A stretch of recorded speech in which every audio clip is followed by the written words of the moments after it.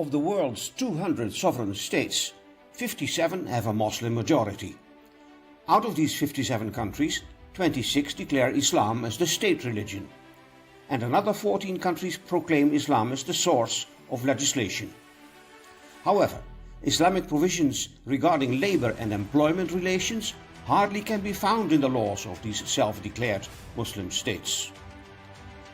This legal void affects around 700 million people, that is the working population in these 57 Muslim majority countries. To put it bluntly, their state of labor rights is dismal. Nations' constitutions may refer to Islam frequently, but their labor codes are largely devoid of Islamic teachings and principles. In some instances, this poor situation is even made worse. This is the case where the scriptures and the prophetic traditions of Islam are misquoted to deprive people of their rights. In order to remedy this sorry state of affairs, an Islamic Labour Code has been recently composed. It is ready for use and adaptation by governments, trade unions and enterprises, aiming to embed Islamic teachings in their policies and cultures. The work is equally useful for multilateral organizations who advocate for labor law reforms in Muslim countries. The authors, legal experts Iftikhar Ahmad and Asghar Jameel, show that Islam teaches to protect and promote labor rights. Their Islamic Labour Code provides insight into Islam's view on equal treatment of workers, irrespective of sex, religion and race, prohibition of sexual harassment, the right to unionize and to bargain collectively, the abolition of child and bonded labor, occupational safety and health, and the right to social security. The authors want to set the record straight about Islam's view of labor rights. The Islamic Labour Code is an attempt to turn moral prescriptions into legally enforceable provisions, to base the labor legislation in Muslim countries on Islamic principles.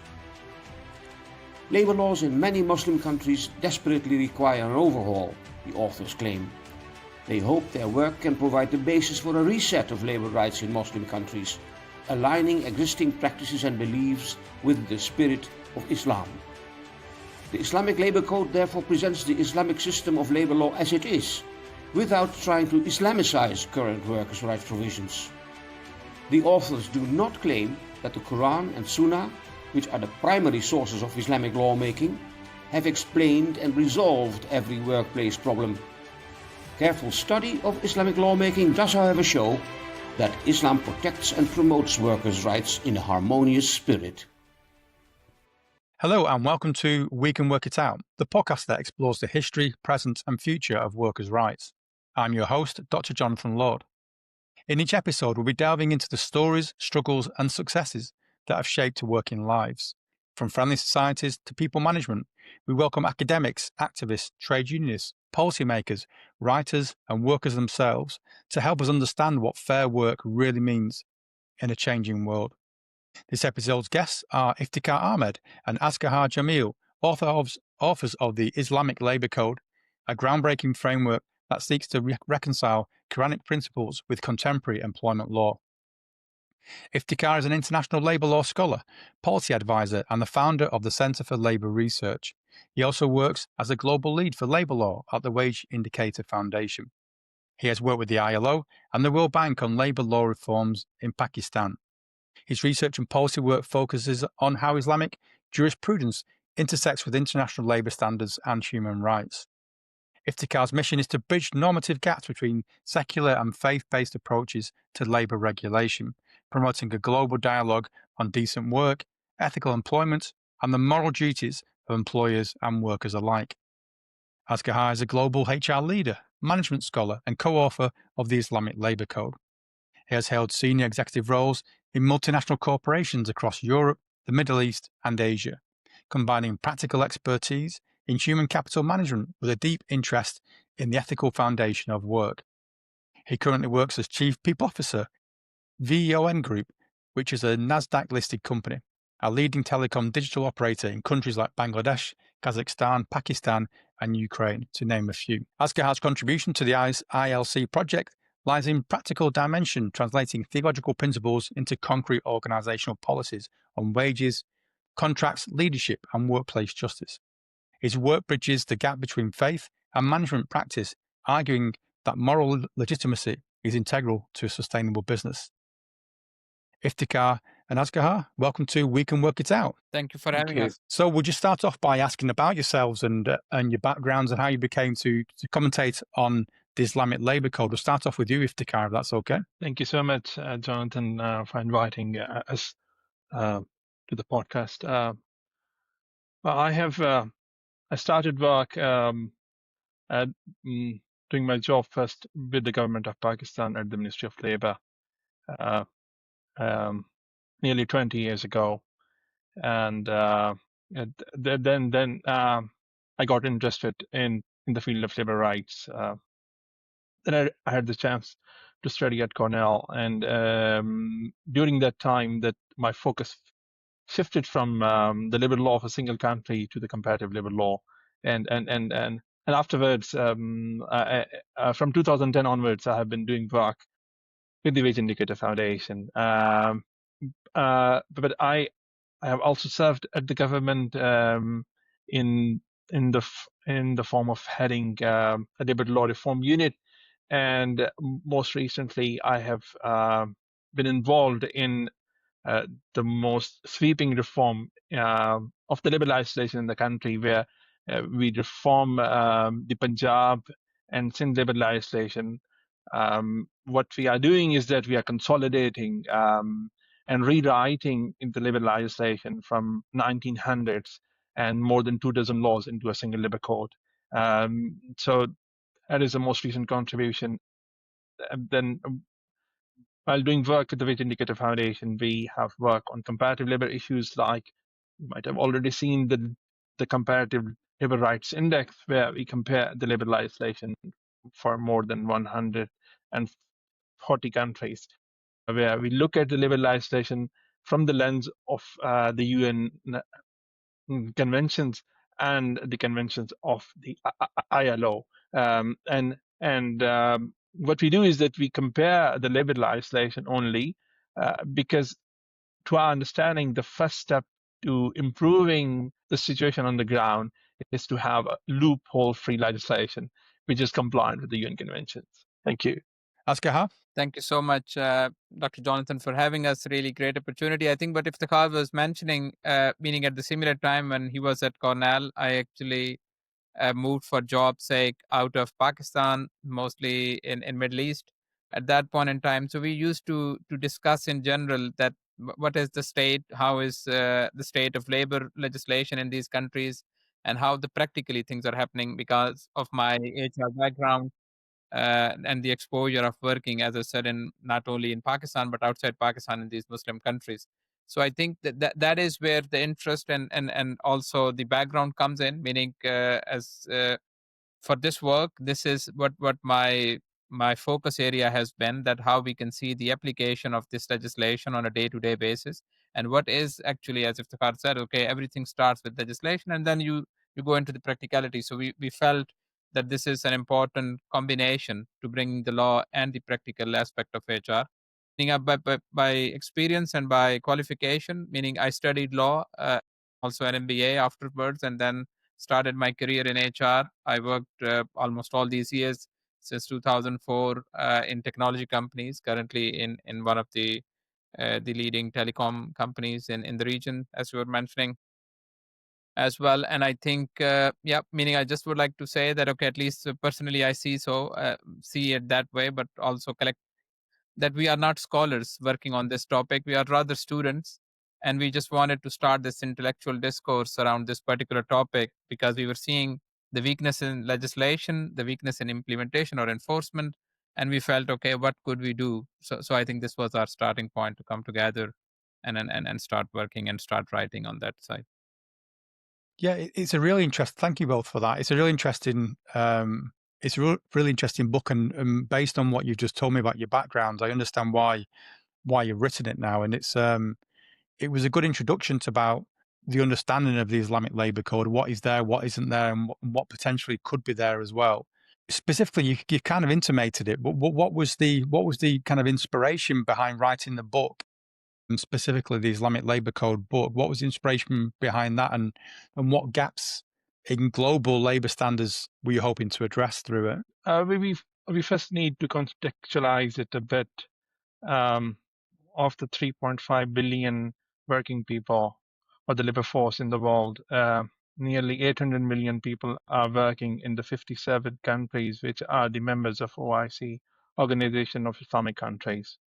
Some of these or a large, reasonable number of people are have traveled from some other countries to work in these countries. And if you look at their constitutions of these 57 countries, 26 mention Islam as the state religion. Of those 26, 14, once again a reasonable number, although they are, if you look at those countries, they are in Gulf, and then they include Pakistan, Afghanistan, Iran. So and the countries are either in Gulf or in nearly the South Asia region. What they do is that they say that they cannot have any legislation against the teachings of Quran and Sunnah. And thanks to our work at the WageIndicator, comparing labor legislation through the Labor Rights Index, we could see, and also, I mean, you could see in the news that the labor legislation is not as they were claiming in their constitutions, that they cannot have any legislation which is contrary to the teachings of Quran and Sunnah. So our first reasoning was, I mean, how you could claim something like that in the Constitution, but then at the same time, the situation on the ground, at least when you look at the law, even is not compliant to that. And as we have tried to explain in the book as well, I mean, we feel that labor law is the only field of law which covers your whole life, in the sense that it starts from the day a child is born, because based on the child's birth, the parents, they are given certain kinds of leave. Then it's only the labor law which tells that a child cannot work, or they can work only for these limited hours once they are of specific age, and then this is the kind of law which governs the person even when they leave the world, because it guides in the form of social security law who would be getting the survivors' pensions. So keeping all this context in view, we wanted to do three things. The first was to ensure that we could translate the teachings of Quran and Sunnah into a legal document.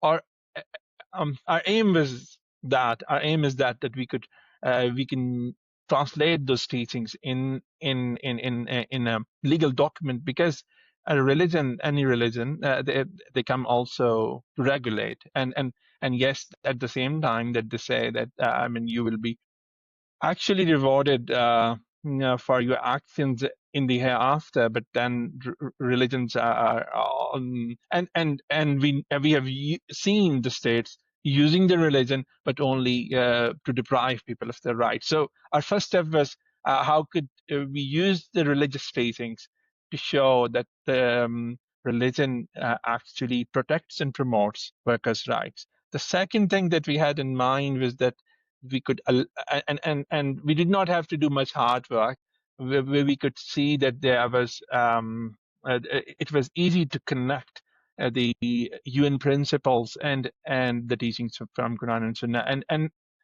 and the good thing is that we haven't used the governments that were founded after the Holy Prophet's death. We have looked at only the Quran and teachings of the Prophet so far, only just for the mere reason that, I mean, we wanted to prove our case with the fundamental sources of Islam, only the Quran and Sunnah. We did not want to go, because obviously once the governments were established, there was the reform happened a lot, and the governments did a lot of things for people. The third thing that actually we wanted to do with this was to counter the misuse of the religious teachings. It's unfortunate, but it has happened, and I'm sure it has happened with all the religions. The religious teachings are used to deprive people of rights. Our aim was to change the debate and show from those actual sources from more than 1,400 years ago, that this is not the religion. This could be governments, this could be culture, but this is not the religion which is depriving people of their rights. It's the situation could be different for so many other reasons. Just to maybe add a couple of, I think, thoughts only on that one.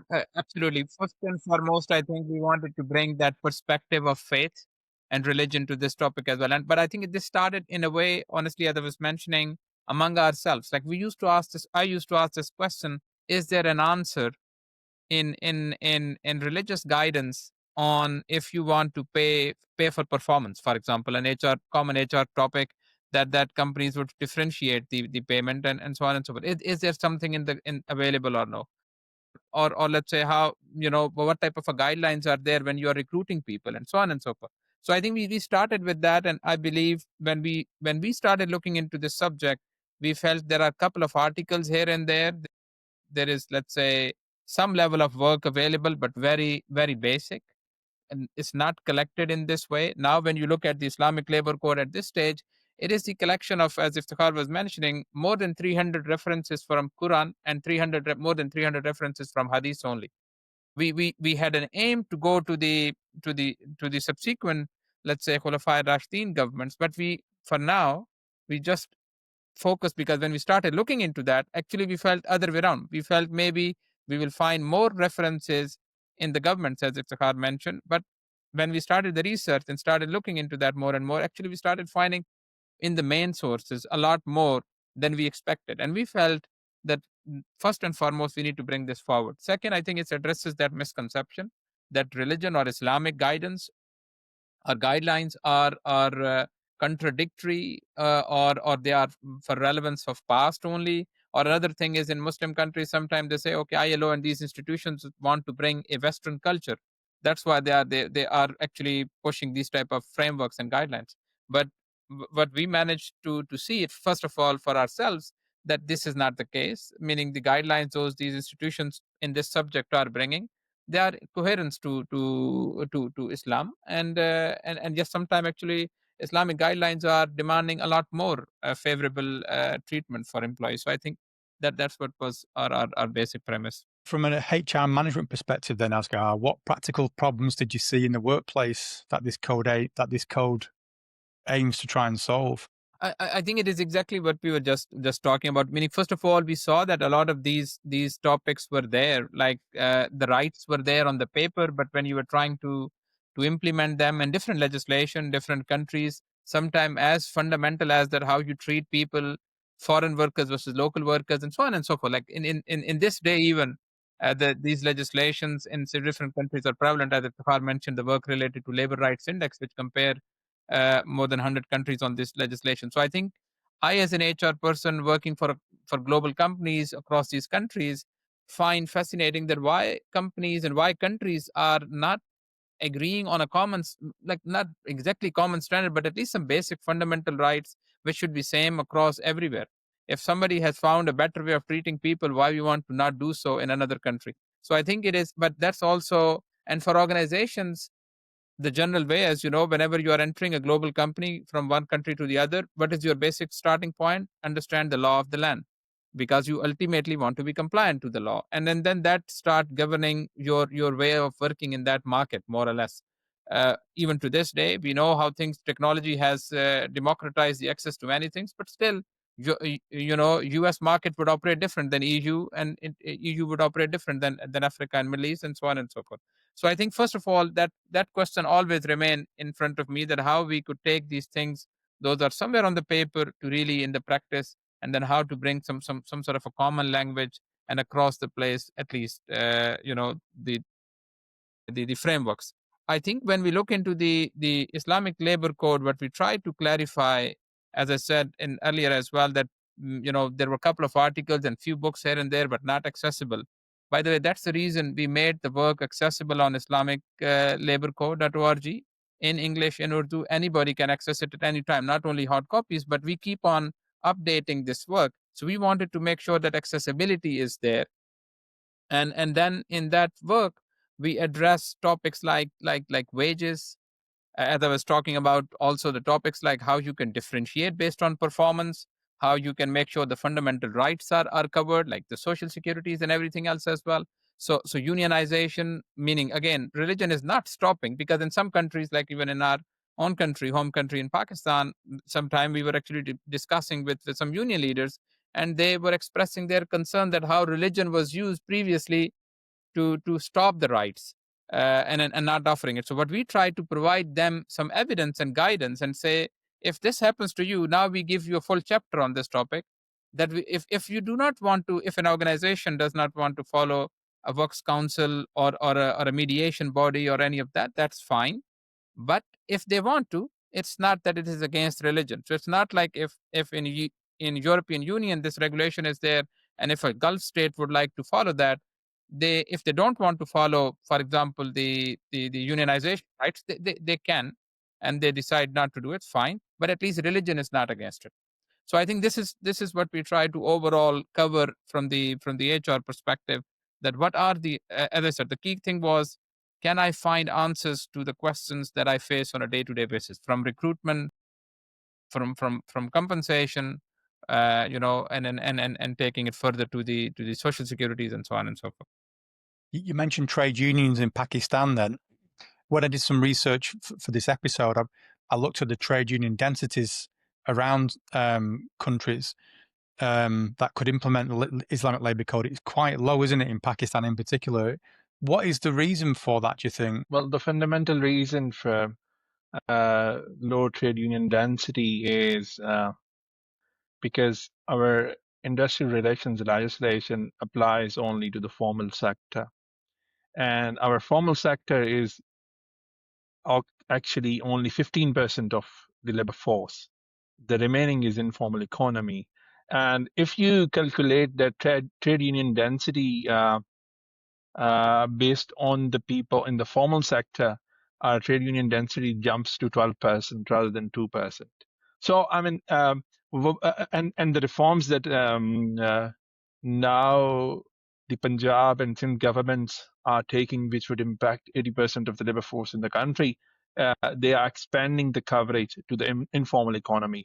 Once that is done, I'm sure the trade union density numbers even would go up, because now today that number is low for the mere reason that our legislation does not even allow people in the informal economy to unionize. Okay. Thank you for that. So how does the code draw on Islamic jurisprudence, particular principles like justice, trust, and fairness in shaping its approach to work and employment? Well, these. Thank you for asking this question. These are the three fundamental aspects that go throughout the code: the justice, trust, and fairness. If you look at the teachings of Quran and Sunnah, there's always the talk of justice, and Quran asks people to stand firm for justice, even if it is going to go against their own people, their own family, their own relatives, and for religion, justice is not something abstract. I mean, it in the simplest terms, in the case of a workplace, it means giving each person their due and not exploiting the so-called because obviously a worker is in a way dependent on the employer.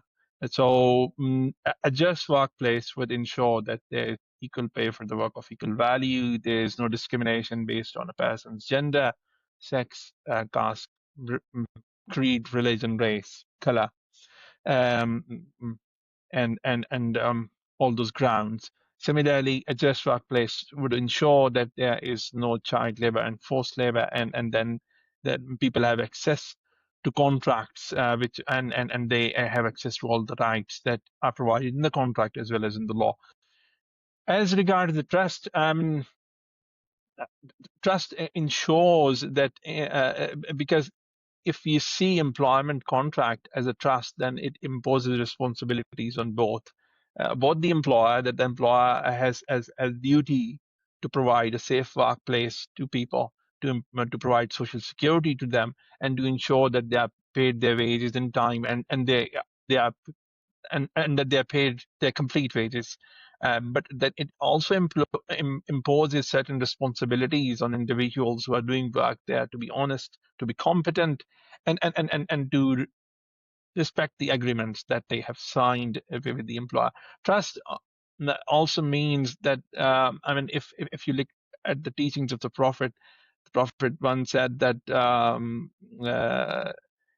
religion actually is compassion. And then people ask, what does it mean? And he said, compassion for everyone, compassion for the people that you are working with, compassion for those who are your superior as well, in the sense that you give them the right information. Once they are asking you, you give them the right information, and having compassion to people who are doing work with you, so that you can support them as well.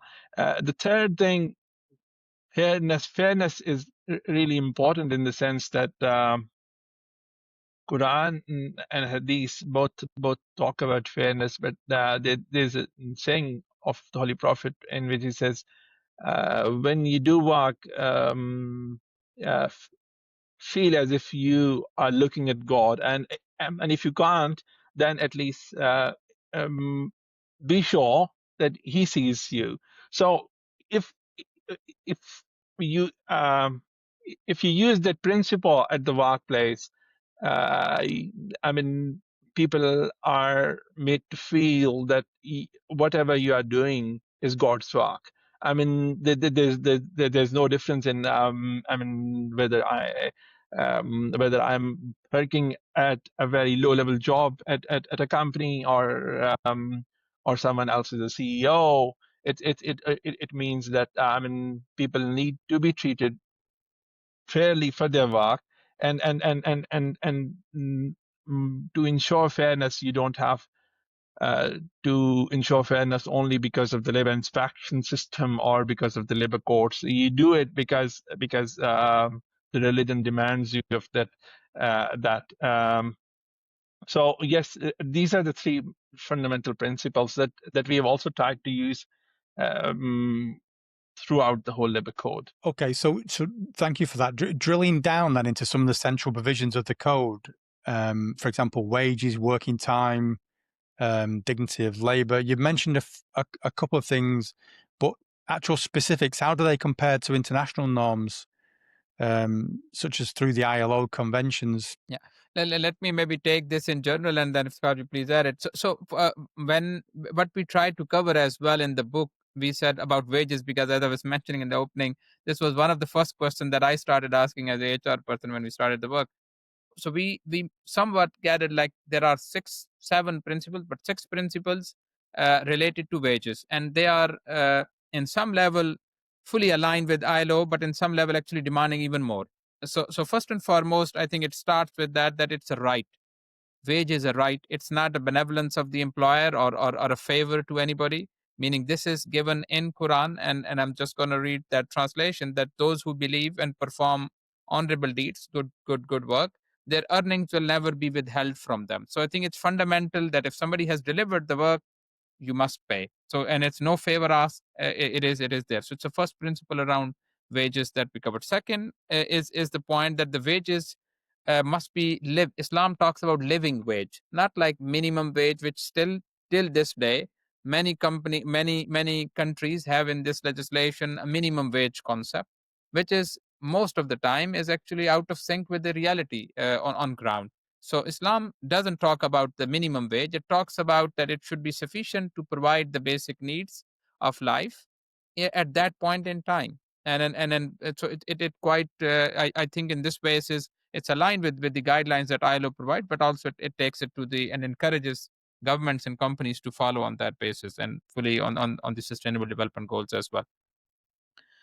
Then the third principle that we talk about is that yes, you fix the wages based on the economic conditions. So it's not like meaning if you need to evolve your wage requirements, the market movement, the each country is different based on the cost of living and so on and so forth. And that's also, it's not like only meaning, and then what is, let's say, the basis of this driving this principle in Holy Prophet ﷺ as well, but also one of his caliphs, Umar Farooq radiallahu anhu, when he was determining wages, he was keeping in mind the conditions of the city. For example, between Makkah and Medina and all of those situations, and people's personal needs as well. If somebody was with a family or alone or so on and so forth. So that was, and also Holy Prophet actually did the same thing when he was distributing the shares of Ghanima, like the war spoils, to the persons with families. He gave them double the share. So that's why it's important that when governments are determining these or fixing the wages, they must keep in mind the cost of living and the circumstances of that. Fourth principle on that is that, okay, it is, as I think Iftikhar talked about it briefly, that it is timely payment of the wages. Again, one side, it is not a right, meaning, it's not a favor, it's a right. At the same time, it is equally an important one, and this is most frequently quoted as well in Muslim world, that yes, you pay the wages before the sweat would dry. That is a common principle used, but that makes sure that, okay, it's a timely payment of the wages. So it's not like because there are employers, I think, at times liable for this one, that they would delay the payment. So month has ended, people would get the payment on the next month, 10th or 15th. This is, as per religious guidelines, is not acceptable at all. And then the next is, okay, payment is in full. You can't withhold a payment unless there is a legal right or a situation. And again, the religious guidelines, and we quoted several references in the book as well, that as per Quran and Sunnah, it's not allowed. You can't withhold. You can't find a reason just to withhold anybody's wages. So it comes under the wage theft. And I think on that basis, as I said, several of those guidelines are there. Another one is that equal pay for equal work, the sixth principle, I would say. And again, so it does not discriminate on the gender or any religion or a local versus migrant worker and so on and so forth. But and the seventh that I just wanted to give as on the side as well is on the wages. For example, I mentioned very briefly in the opening as well, topic for my interest, that how you can differentiate. Does religion allow you to differentiate based on performance? So it's not like same wage for everybody. If somebody is performing better than others, yes, religion allows you to differentiate on that. And that is something, for example, again, and in the life of Holy Prophet, he did that. Like one of the Sahaba, Hazrat Salma bin Aqwa, he performed very well in one of the war. Like he was the best, like soldier in that. And when after the war, at the distribution of the spoils, Holy Prophet gave him 2 shares, recognizing his performance in that event. So I think it also then gives the principle, and several of those are again we quoted in our book as well, that it allows you to not discriminate. So equal pay for equal work is there, but pay for performance also allows you. Can I just before you come in, Iftikhar, who kind of decides that then? Because I think in the UK especially, we're obsessed with frameworks and structures around payments and salary scales to try and limit bias. Are there frameworks that you've recommended, or is it just purely down to the ethical approach of the person that makes the decisions? Generally speaking, again, I think in this work, what we have studied, for example, the living wages and these concepts are by the government. So government, and because this is what is defined in the law as well, so you can follow that. And then again, in some of these countries that we study, the minimum wages defined in the law. So you must follow, and that's why we are saying at one side we move away from minimum to living wage. So that's fundamental. But then when you come to corporates, I think it is less so. This work does not cover yet that how you drive the corporate policy. But yes, in the base of principle that I was explaining, and it allows you to pay for performance. It allows you to have the wages. Those are based on your competence, based on the market that you're operating in. So if I apply these principles, generally speaking, for example, again, don't want to pick up on that, but based on my limited knowledge of UK, London would pay, generally speaking, required to pay more than Manchester, maybe, because the access to talent, the cost of living, the capability, and all of those things would drive you to drive. And this is what, as a HR person, if I see that, meaning if you see what are the top places for top payments across the world as a talent, meaning London, New York, Amsterdam, Dubai, all of those places. First, you get the access to talent there, but second, when you get the access to talent, these are the top-notch talent, that's where they drive the market. So people living in and working in those markets are generally paid more than other cities. So it's I think it is a market is driving it, but I would say the principle that I would use is that if it is giving the equal treatment for equal work, if it is keeping those fundamentals same, like this principle is crucial for gender pay gaps, and on that basis, so those are then the policies of the companies that they need to follow. Yeah, there are weightings for in the UK, so there are kind of weightings in terms of people who work around London. That's purely based on the cost of living. It would be highly unusual, really, to pay somebody differently based on location, but different cities attract different people as well. So sometimes it may just be a case of having to pay higher salaries because of that as well.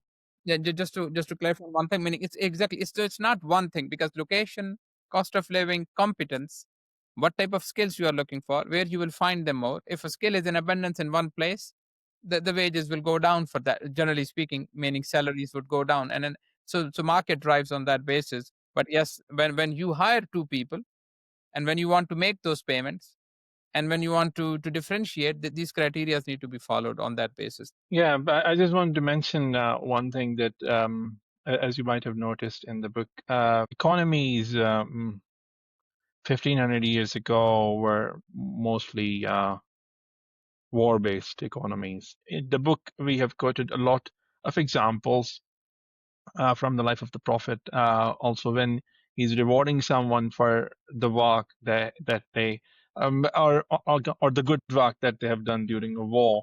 But then I would like to quote one example as well, because and that we have quoted also in in the concept of equal pay for work of equal value. Um, uh, so there's a quotation in Hadith books that the Prophet once went outside with his companions, and there was a young man who was doing some work to earn his livelihood. And then one of the companions said, "It would have been great if he was doing this, if he was doing all this hard work in the path of Allah, in the path of God." And then the Holy Prophet said, but if he's trying to earn his livelihood, to take care of himself, to take care of his family, his kids, his parents, he's already in the way of God. I mean, I don't see a difference. So, I mean, no, but yes, because the there are so many examples from the wars at that moment. That's why we quote. But then it's also important to recognize that religion does not differentiate between these activities. I mean, religion, for example, even the Quran, it talks about jihad. The first thing that it talks about is that those who travel the world to do the trade. I mean, religion, these activities are equal. If the person is doing the hard work to earn their living at religion, this is actually a spiritual activity. I mean, Okay. We've seen lots of modern employment issues kind of not appear, but I think come to the forefront, especially in the UK and in the West. Things like gender equality, migrant work, corporate governance. How does the code approach those types of what I would call modern employment issues in classical Islamic law? How's that kind of dealt with in the code? Maybe I'll take Iftikhar basics, and then we take it. I think it's important, first of all, the work, as Iftikhar was mentioning. We need to understand what is in the book. We need to go to the world of work of 7th century. So the world of work was in a particular circumstance. Again, if you just follow, Makkah was a place where mostly the profession was trade. Medina was a place where the profession was mostly agriculture, craftsmanship, and things like that. So I think a lot of examples come from, and that's an evolution in general. If I just take for a moment this work away, we know that, like the evolution of work in the world of work with the gig work in the last few years, like in the last 30, 40 years, have evolved. But now what we are talking about with the genetic AI, like humans and machines will be working together, I'm sure the world of work will evolve, but the labor legislation would evolve as well, and so on and so forth, and how things would come. But I think what we try to cover in the book is the fundamental principles. And I think that's why we always, because we had that question to ourselves as well again and again, that, okay, what is the better way? So I think, and that's the reason we also remained with the first two sources, Quran and Hadith. And we have an intention to grow on this, but at this stage we remained there. And I think on that basis, yes, it does offer the solutions to some of those topics that you mentioned about it. I think pay for performance and things like those were also part of the same topic. Those are of the current current era problems. I mean, yes, gender equality, the rights of people who are moving to other countries, as well as corporate governance. Yes, these seem like new topics, but I mean, I'll just give you an example about gender equality. For example, Quran says very clearly that God says that I will not suffer the work of anyone who has done hard work. So people will be treated equally. And whenever the prophet was asked, for example, the Holy Prophet was once asked that there's this woman and she would like to go out of the house to do some work and to earn a livelihood. And he said, well, I mean, she should go, because once she goes out and earns a livelihood, maybe she will spend some money on some other people as well. So I mean, yeah, he was always open. And then in gender equality, for example, the two labor market inspectors that he appointed in his lifetime, one in the city of Mecca and the other his own city, they were both females. In terms of gender equality, I mean, and we have tried to quote as many examples that we could find from the life of the prophets. Peace be upon him, that it could be due to the cultural things. For example, in South Asia, the female labor force participation is around 20%. But if you move to Central Asia, the labor force participation of females is around 70%. So it is more to do with the cultural norms or social norms here. And similarly, if you look at the labor force participation rate in Gulf, even the local population's female labor force participation is around 60%. So I mean, what we are seeing in South Asia, especially, very low female labor force participation rates. I mean, it seems to us that has not anything to do with religion. It is more of a cultural or social thing that has happened here. Similarly, for the rights of people who have moved from one country to another, I mean, we have seen in the lives of all prophets, nearly all prophets, they have moved from one place to another, and the Holy Prophet himself moved from one city to another. And the first thing that he did as soon as he moved there, they made sure that there was an agreement between the locals and those who were coming in, so that the people, those who were coming in, were supported. I mean, in the religious teachings, we do not see any difference between a local person and a person who's not from there. So you both worked internationally. Do you see an appetite among Muslim majority governments or multinational firms for embedding these principles in practice? See, I think it is where we started the work. We felt there's a lot of misconception. For example, Iftikhar just shared with you the labor force participation data. We come from South Asia, from Pakistan. On that basis, Pakistan is one of the countries where it's lowest in terms of the female workforce participation, labor force participation. So we felt that why is that? Meaning, sometime people were quoting religion for that. And then when we did the research, so many of these answers actually were the answers to our own questions. But I think Iftikhar quoted like when Shifa bint Abdullah, when she was appointed in Medina as a market inspector to regulate the market. I'm sure in the 7th century, when she was the person who was inspecting the market, there were male and the female, I'm sure, shopkeepers and traders and workers in the same place. So we try to actually first of all, I think I would say, meaning you can't really eliminate some of these misconceptions, but you want to bring this narrative. As I said, we want to start this intellectual discourse with people that at least don't stop using religion for those bases. So I think if they will, because if they adopt this or if they adopt ILO conventions, ultimately we'll get there. But at least the reason of not adopting any global standards, the reasons of not adopting any Islamic standards should not be religion. So I think that's what we try to look for. And I think that's the education that we try to achieve.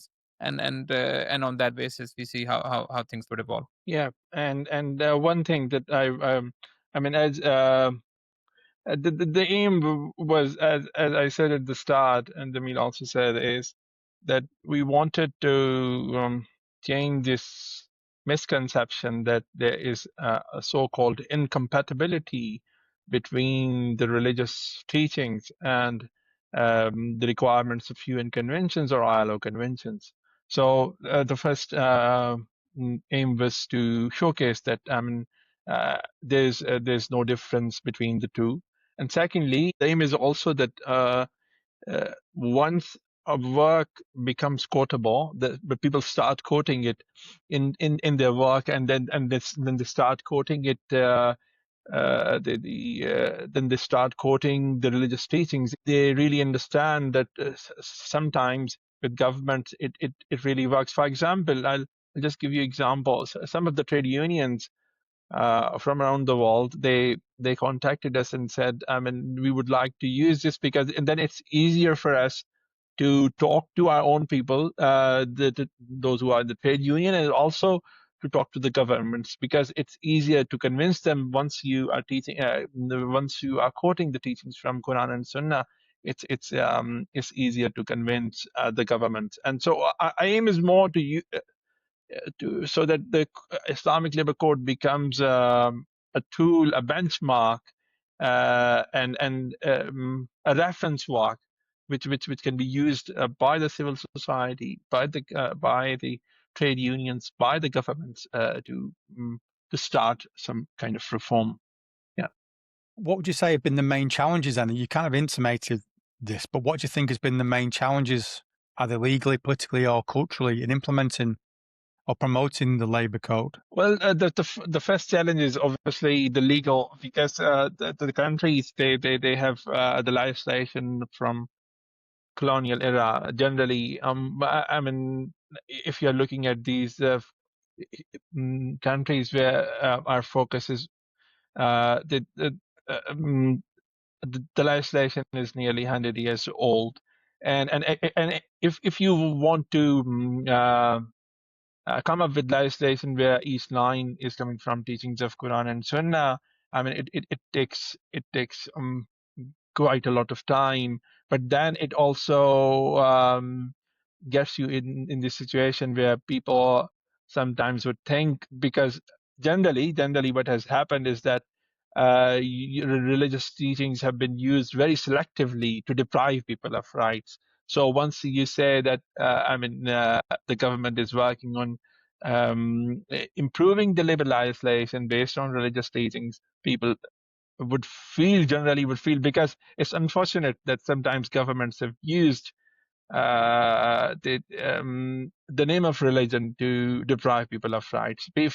Just to give you an example, the Kabul government, they have stopped women from doing work and taken them out of the offices, quoting that religion does not allow. But then, I mean, it's really not right, because the religion, as we see, and as we have shown in our work, is that the religion does not stop women from working at home, outside home, anywhere. So the first thing, yes, there, and then there are obviously cultural differences as well. But then I'll give you an example, because once you have a reference work like the Islamic Labour Code, I think people use it. When we were drafting the Punjab and Sindh Labour Codes, more than 2 dozen laws, rewriting them into the single labour codes, and we talked about it with unions as well as with the government.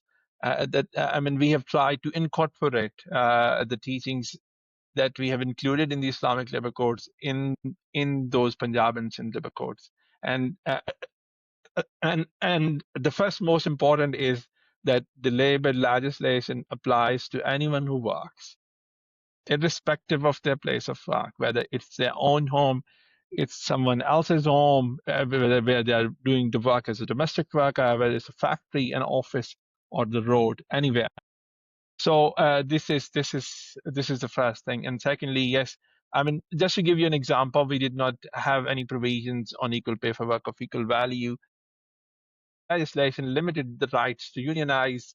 I mean, we still did not have um, a full legislation supporting access to social security to the informal economy workers. But as I said, more than 85% of our labor force is in the informal economy. But it was unfortunate that they were not being covered.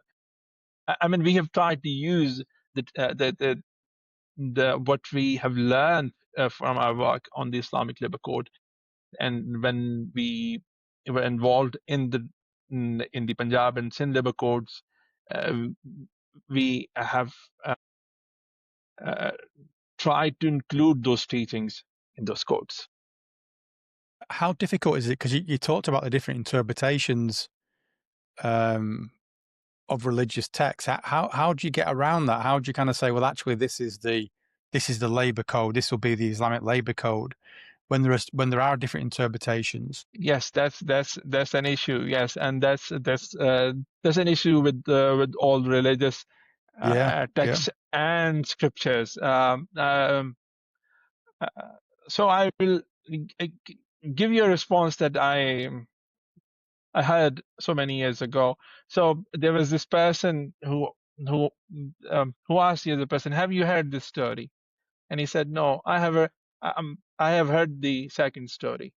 So I would like to look at the life of the Prophet from the lens of labor rights. I mean, yes, obviously he was also the spiritual leader. He was the leader of the whole religion, and those who want to deprive people of their rights. I mean, people have written a lot of work on that how the Prophet has been misquoted and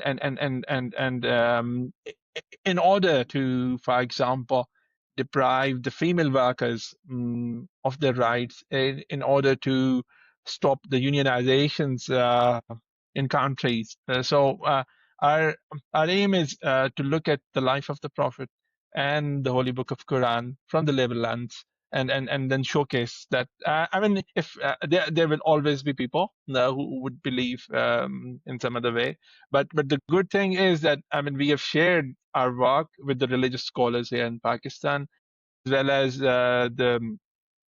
well as those people who have been involved in the labor law reforms, and they have all commended the work. Yes, but then you see, I mean, when you do this kind of work, it takes time for people to really comprehend and then change things. The best that could happen to a work like this is that once it is used as a reference by the lawyers, by the lawmakers, and by the courts. Because once they start using it, because using it is easier, because the Constitution already says that they cannot have any teachings they cannot have any laws or rules which are contrary to the teachings of Quran and Sunnah. So it's easier, but to say that whether it would be adopted as a whole by the government, it would be difficult. But then our aim is more to use to help it being used as a reference for the reforms. And I think if I just add it, you're right, Dr. Jonathan. This is exactly the challenge because, first of all, there's a lot of misconception. So when we generally talk about this type of work, people feel, is it really like this much content available and there is a relevance? So I think there is, first of all, as a researcher, I feel, or as a student in that space, I feel that meaning maybe the as basic need as before it gets adopted is to strengthen the research, because this topic should be studied more, this topic should be shared more, and on that basis. That's number one. Number two, yes, this will remain an issue, and I think governments would get into that type of a dialogue that, okay, which interpretation is appropriate, because that's, I think, individually, we do not, as we write it in the book as well, this is our understanding. But again, yes, what we are not writing but in this book, first of all, as I said, as Iftikhar also said it, okay, when we share it with religious scholars, when they see the work, they see it is less of our interpretation, but always these more than 600 references. That's actually the biggest way to debate about it. So I think we want to shift the narrative of my interpretation or although this is based on our understanding, but we always quoted the full text. So it means if a religious scholar, any scholar wants to read it, then they can read it. They can come up with a different interpretation, and yes, they can say, no, this is not. This is a better way of interpreting it or applying it. But generally, what we follow as a principle, that if there is something which will deprive someone or something that will give someone, whether we want to be, which part we want to be, and we as individual want to be part of where somebody is offering to someone something. So I think if the guidelines, if the teachings of religion are offering better rights, I would rather stand on that side of it than rather depriving people using religion. But yes, will this be not the case? I'm sure, as it is with any right argument, there are always people who will believe, and there are always people who will not believe. Mm.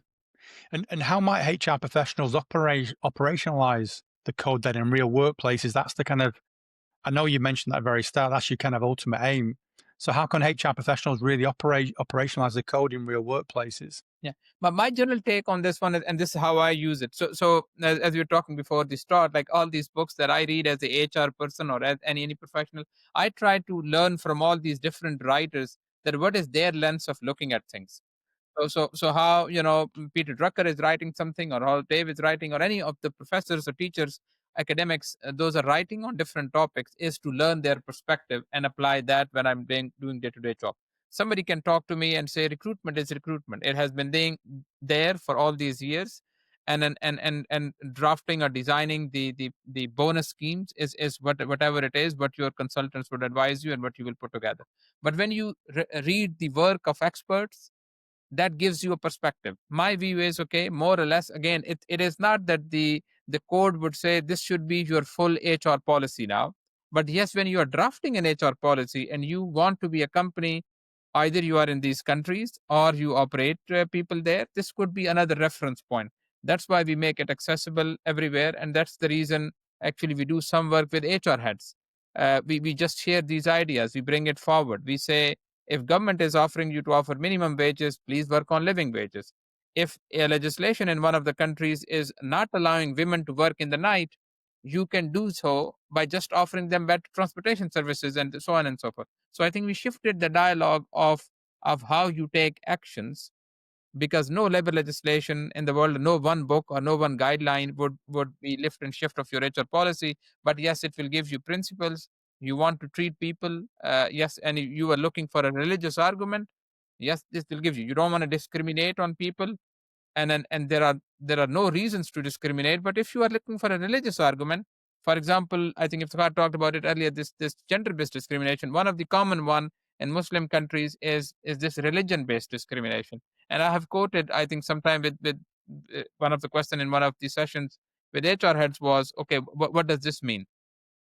And just for this conversation as well, one example: when Holy Prophet was moving from Mecca to Medina, migrating, so he hired a person who was a pagan, the people who were against him, and that's the very reason he was leaving Mecca to go to Medina to migrate. But he hired that person as a guide, and he just, like, he did not hire a person. He said, my guide must be a Muslim, because I'm taking one of my most important journeys in my life, where my life is at threat, but I'm going to now hire a Muslim who will guide. No, he hired who is the best person for the job, and that person was the best person for the job. And he, in a way, entrusted his life in his hand. He say, after 3 days, meet us at that place. So I think this is what we try to highlight to in individual discussions as well, and also through the book, that yes, none of these discriminations that we are trying to use. If you need an argument, yes, you have a religious argument to avoid discrimination. So I think this is how I see people will shape it on that basis. They will have one more inspiration, one more reason to do it right. Iftikhar, do you think there'll be a formal adoption of the Islamic Labour Code by states or by organisations, or do you think it's mainly, a value educational and ethical approach that you're looking at? I think, as I said before, I would also be that it is used as a reference work both by the organizations as well as by the states. Because to get it adopted, we will have to work much more. Because just to give you an example, when we drafted the Punjab and Sindh Labour Codes, I mean, they have more than 300 sections, and thanks to our comparative work, we keep looking at the legislation from around the world. Some countries have labour codes which expand to thousands of pages. So but the important thing is that religions, I'm sure all religions, they give they provide the fundamental teachings. Obviously, no religion is or no religious text is going to replace a labour code. But then what the religions do is that they give you the general guideline. In this work, what we have tried to do is that to showcase and highlight those general guidelines. We all are well aware there are two parts of law. The substantive law we have already got covered. I mean, the fundamental principles and rights at work, the right to unionize, the right not to be engaged in child labor or forced labor, the right not to be discriminated against and treated equally, and right to occupational safety and health. And if you look at the Islamic Labour Code, we have also included the right to social security as a fundamental right. And then we also talk about the labor inspection system and etc. These are the fundamental labor issues, and these are the fundamentals in a labor legislation, which we have already covered. The remaining is the procedural law, how the employer would respond and ensure the compliance with these fundamental rights in the workplace, and how the workers, if they have some issues and if their rights are not being given at the workplace, what would they do? So, I mean, if you ask me,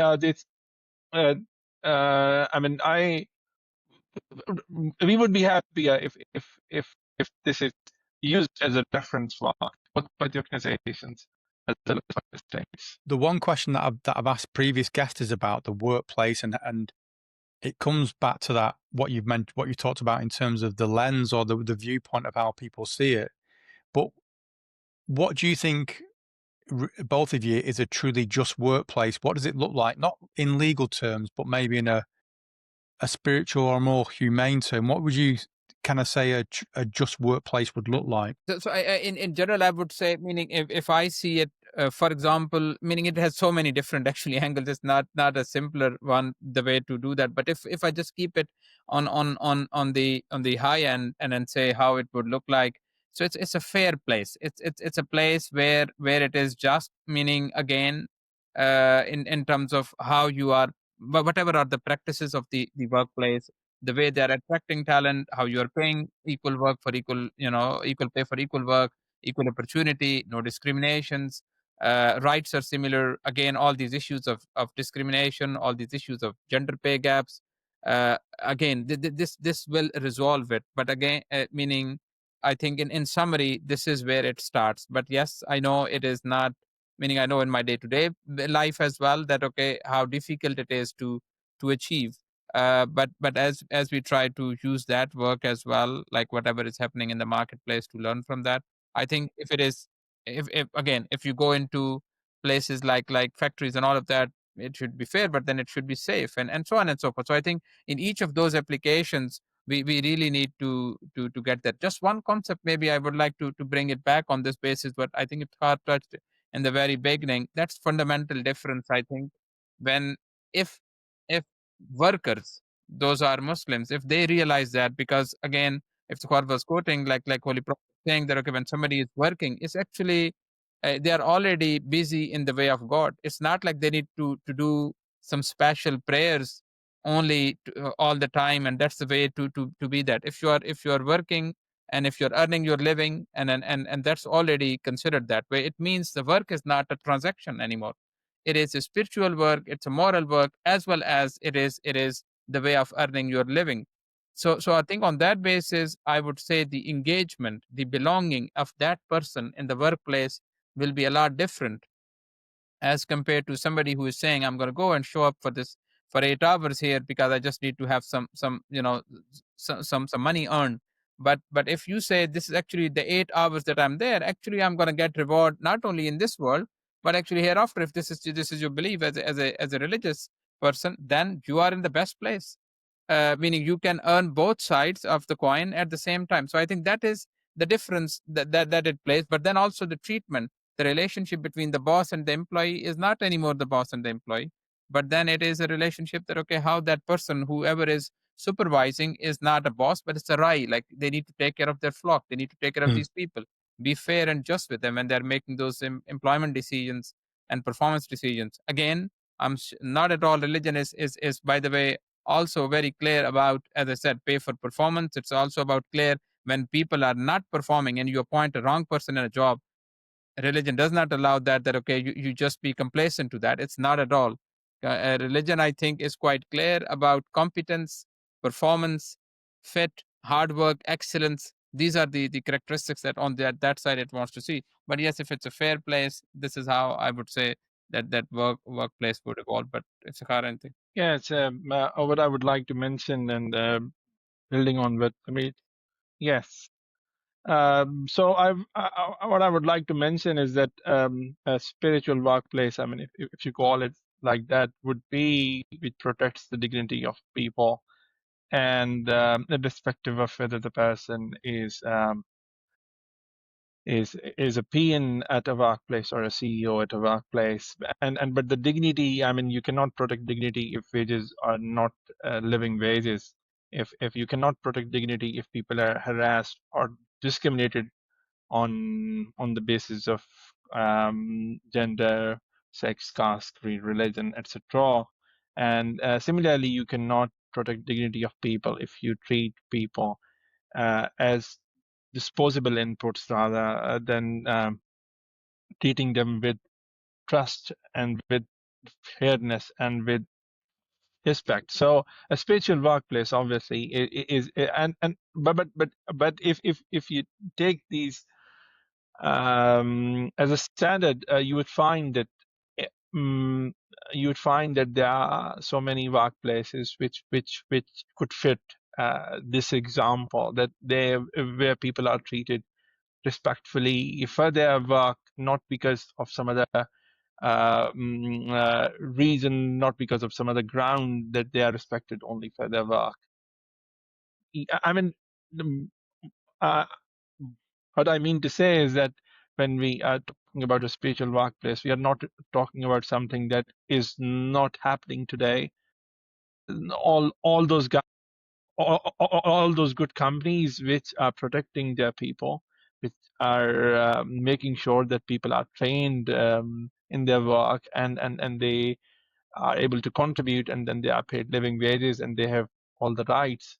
To me, they are all spiritual workplaces. Okay, two questions that we always ask guests. What are you working on next? I know you're two very, very busy people. What are you working on next up? Maybe I'd start anything. But what we in addition to, I think, our day work, we have, as Iftikhar mentioned, as a principle that we believe it's good to bring this perspective of faith and religion into modern day topics. This is where we started with this labor code, again answering some of those questions, and we'll continue to develop. First and foremost, our ambition is that this is the work for life. So we will continue to evolve and expand on that. That's one. Number two, I think we have been actually thinking, let's see how things would evolve. It would take some time. We wanted to expand the research in leadership area.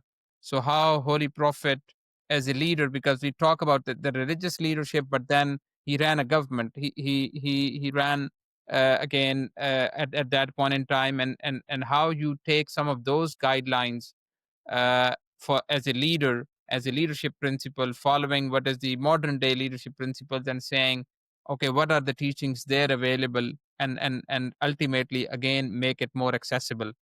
So when people want to read it in a particular modern day context, we will always go back to the same source and our purpose. And I think we feel that's the right, appropriate way, that we let the main source do the argument. And so that's the reason we in this work we did a lot of sources. It's more sort of an academic in nature than a business work, and I think we plan to do something at least similar together to expand in this area in the realm of leadership. Okay, thanks for that, Iftikhar. Yeah, but as Jameel has talked about, yes, our aim is more to, I mean, yes, the first is to keep expanding this work as much as we can, because as we said in this book as well, that it's a work in progress. So I mean, we hope to keep expanding it, but our aim still is to bring out as many sources as from the teachings of the Holy Prophet himself and Quran, and then we will move to we hope to move to the lives of caliphs. And secondly, yes, as Jamil has mentioned, we are planning to look at the leadership of the Prophet, Holy Prophet Sallallahu, and then see how we could use the teachings of the Prophet in the workplaces as well. Yeah, that'd be fascinating, that, because there are a lot of leadership books, but that'd be interesting to kind of directly align it with the Prophet's leadership and what what they went through, and like you mentioned leading governments as well. So that'd be fascinating when you kind of correlate that together. The second question that we always ask is we ask you to name one person or a group of people who you believe has influenced the world of work, and who would that person be and why? Asghar, I will go with you first, if that's okay. Yeah, no problem. I think all meaning one of the people that, for example, at least I follow, and I think that he was quite influential, and there are many of those. Like in HR space, and I think he really shaped it well in the narrative in the last 30-40 years, is Professor Dave Ulrich. He was in University of Michigan, I think, until very recently, for almost 43 years. So I think, and I've been following him all my professional career. Again, Linda Gretton and LBS she is amazing on that. So there are many of those people that they really shape the narrative, that okay, how you bring things forward, how you drive the impact, how the organization and the workplace comes together. So I think, at least personally, I follow at least both of them quite closely. Iftikhar? As Jamil said, I mean, it's difficult to pinpoint one person, but I mean, if I look at the historical figures, I feel that the second caliph after the Prophet, Umar bin Khattab, his name was Umar. To me, I mean, he's really the leader of the field, in the sense that he was the first one, at least in the known history, who started the stipends for kids, and then who tried to bring in regulation. For example, as Jamil quoted at the very start, that he was the first one who said, I mean, the wages should be determined based on the cost of living in the city, and he wanted to make sure that they, I mean, at least in the governments that came after him, I mean, they used his principles in terms of social security. I mean, there was no concept of social security, but he was the first one who made sure that every child, as soon as they were born, they would get a stipend from the state. Similarly, I mean, he was the first one who was talking to the people all the time, reconsidered about the cost of living in a specific part of a city, and then he used to make sure that the people who are doing work there, they should be able to get those wages. So I mean, if you look at the historical people, I mean, I consider him to be the one who has, but he was the first one who really talked about the concepts of social security. Yes. Okay, thanks for that. The Islamic Labour Code book, we'll put a link in for the listeners to hopefully go away and obtain a copy and read it.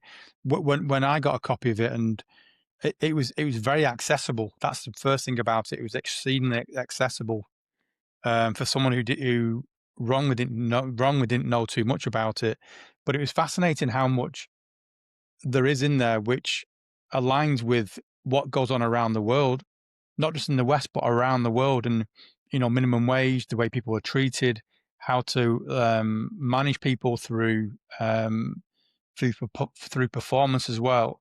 So I would encourage people to read it because it does align a lot with what goes on around the world as well. And it is something which I would hope people would go away and have a look and then research more on it as well.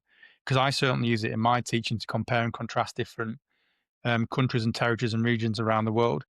Is there anything that you'd like to add about what the work you're doing around the Islamic Labour Code? Anything you think that you would like our listeners to go away and think about more? No, I think and nothing specific, but yes, accessibility wise, I would, meaning where you will put the link there.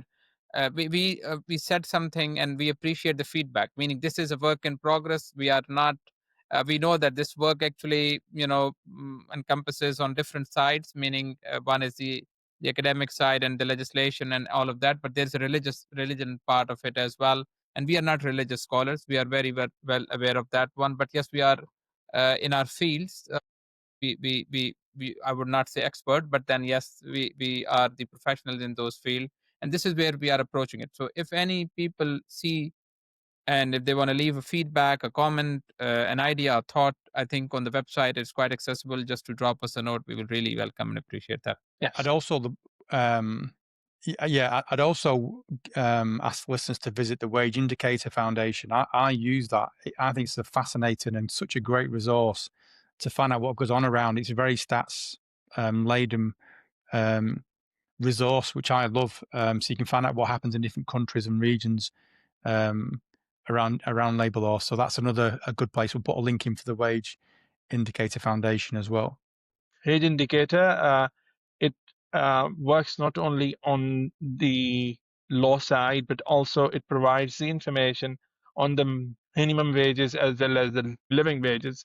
So yes, it is a really helpful resource for a person who would like to know about a country, for example, the kind of law that would be there, as well as the minimum wage rates of that country. So yeah. Okay. Well, thank you both very much for discussing the Islamic Labour Code, and thank you for joining us on We Can Work It Out. Thank you for having us. Thank you.